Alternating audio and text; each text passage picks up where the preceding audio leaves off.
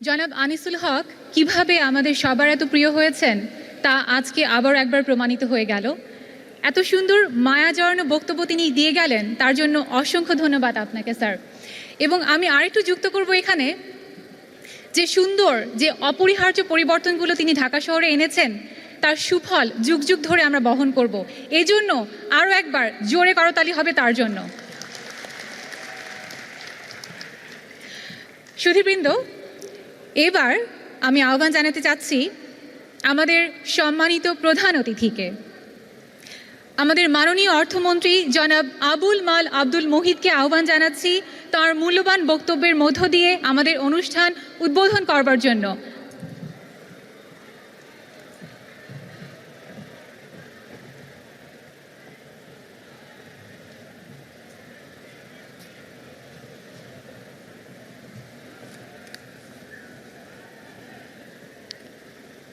যেখানে আছেন মাইক্রোসফটের প্রতিনিধি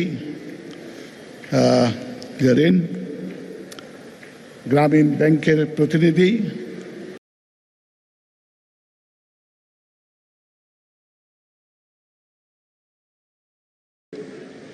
যেখানে আছেন মাইক্রোসফটের প্রতিনিধি এবং আমাদের দেশের জনগণ, সে একটা প্রত্যন্ত এলাকার গ্রামবাসী, সেও গান করে, সেও নাচে। এইটা আমাদের স্বভাবত চরিত্র যে আমরা নাচে গানে আকৃষ্ট, এবং এই আকর্ষণের একটা ব্যাপক প্রভাব আমাদের চরিত্রে রয়েছে। যতই অশিক্ষিত হই, যতই অপ্রস্তুত থাকি, যতই প্রশিক্ষণের অভাব থাকুক, আমাদের রুচি যথেষ্ট পরিশীলিত। এইটা আমাদের গর্বের ধন। এই রুচি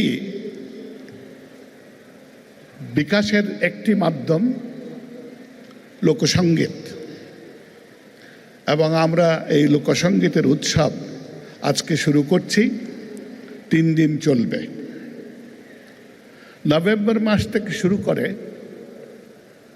ফেব্রুয়ারি মার্চের প্রথম দিক পর্যন্ত আমাদের দেশের উৎসবের সময়, এবং এই উৎসবের সূচনা আজকে করে দিচ্ছেন অঞ্জন চৌধুরী। তার এই ফোক মিউজিক ফেস্টিভ্যালের শুরু করে। সামনে আসবে ক্লাসিক্যাল মিউজিক, আরও অনেক কিছু। এবারে আবার নতুন করে বোধহয় কিছু ফেব্রুয়ারি মাসে আমরা কিছু দেখতে পাব। যাই হোক, সেটা যথাসময়ে আমরা সে ব্যাপারে অবহিত হব। আজকের এই গানের বোদ্ধা, গান তাদের এইখানে নিয়ে এসেছে, সুতরাং আমরা তাদের আর অপেক্ষা করতে দেব না।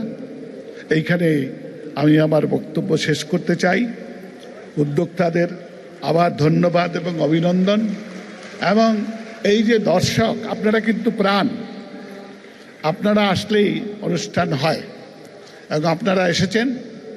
আপনারা ভালোভাবে আগামী 2 দিন, আজকে এবং আগামী 2 দিন, এই লোকসঙ্গীতের যে আসর এখানে জমানো হয়েছে, এটা আবার অনেক রিচ, অনেক ভেরিড। এখানে 7টি দেশের বিভিন্ন শিল্পীরা এসেছেন, এবং তারা আমাদের এই উৎসবটাকে আরও সমৃদ্ধ, আরও আনন্দদায়ক করে দিয়েছেন। তাদের সবাইকে শুভেচ্ছা জানিয়ে এবং দর্শক